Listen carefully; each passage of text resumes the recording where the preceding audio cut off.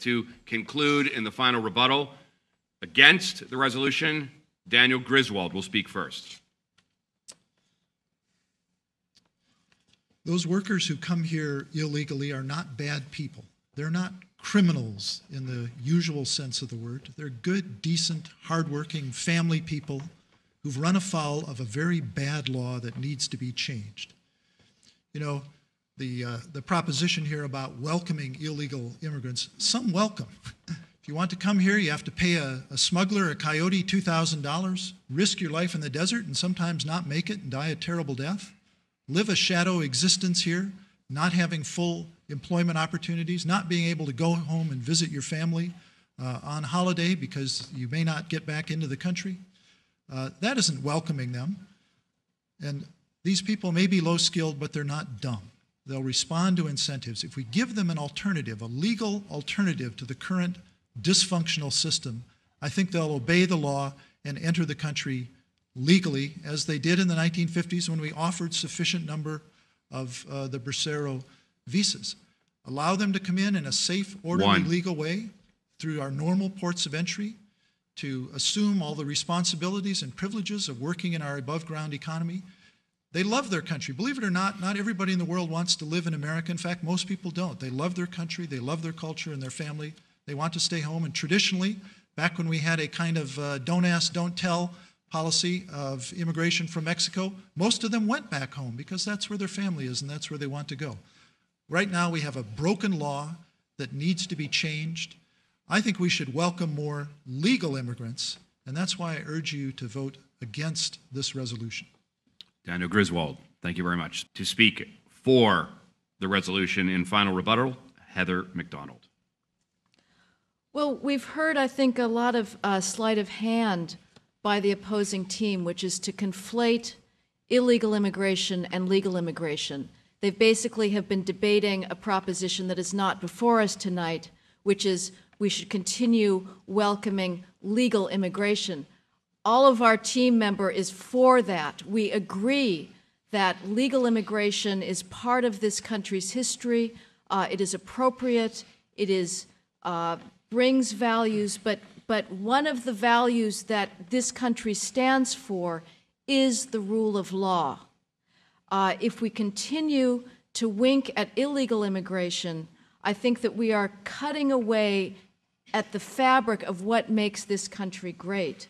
There is nothing inhumane about enforcing laws in a colorblind, fair manner. We have yet to do that, but it is not inherently inhumane to have an immigration law. We haven't tried it. When we start, we will be sending a message to people that it is not right to come here. We are working with Mexico. We are giving them aid. We're working on the border. They have a responsibility. Other countries have a responsibility, it seems to me, to do something about their own economies, which we are trying to help them with, and to prevent their citizens from trying to come into this country illegally. Again, we are a great country, and part of that is the rule of law, and currently the system is broken. The thing to do is to start fixing it by enforcing it. Thank you. Now to speak against the resolution in final rebuttal, Karen Narasaki. All we are trying to debate tonight is what kind of country do we want to be? How do we want to enforce these laws? Restrictionists, for example, object to allowing undocumented immigrants to have bank accounts and pay taxes. They say that's welcoming.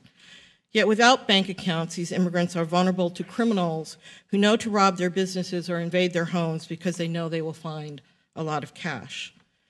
And how does it help America to stop immigrants from being able to pay taxes to help cover their share of the cost of building roads or running schools?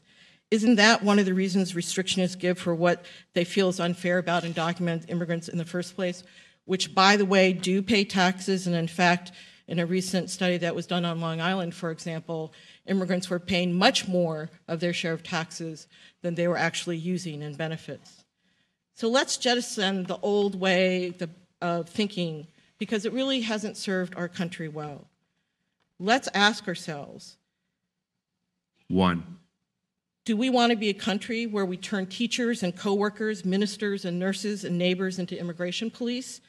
Or one where we have sensible, realistic immigration flows with a well-trained border enforcement agency who are held accountable for following their own laws?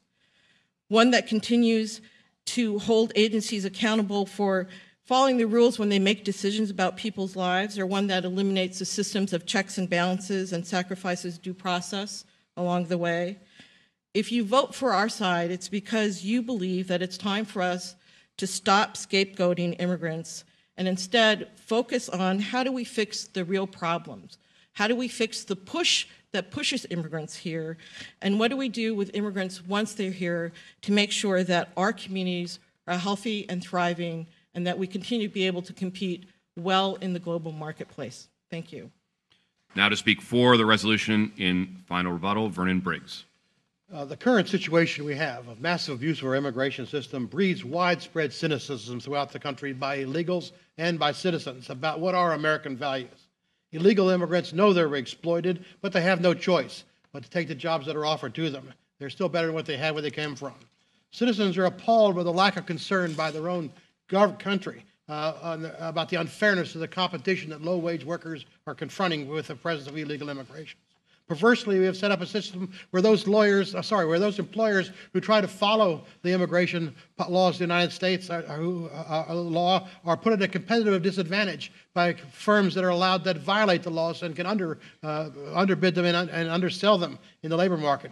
Currently, because we don't enforce our immigration laws, we're basically rewarding law breaking, and those who follow the laws are actually punished. Many years ago, the famous CBS correspondent Edward R. Murrow said the duty of journalists is to separate slogans from policies. I think that's the duty of scholars also. Tonight we've heard a lot of slogans from the other side, but no policies. Our position is one of clear policy, not slogans about scapegoating and nation of immigrants and who we are as Americans and all that. We're talking basically here about policy. If we could actually begin to enforce our immigration policies, we could turn to the real issues of what's pushing people out of these countries that I'd love to discuss. Those are the big issues, but we can't get to those issues. Human rights violations, population pressures, unfair trade policies, and all the rest of it, because the system is so out of kilter because we don't enforce our immigration laws. We desperately need to do so. The Jordan Commission said the credibility of immigration policy can be measured by a simple yardstick. The people who get in, who should get in, do get in. The people who should not get in are kept out. And the people who are deportable are required to leave. That's Barbara Jordan. No racist, and it can't be said any clearer.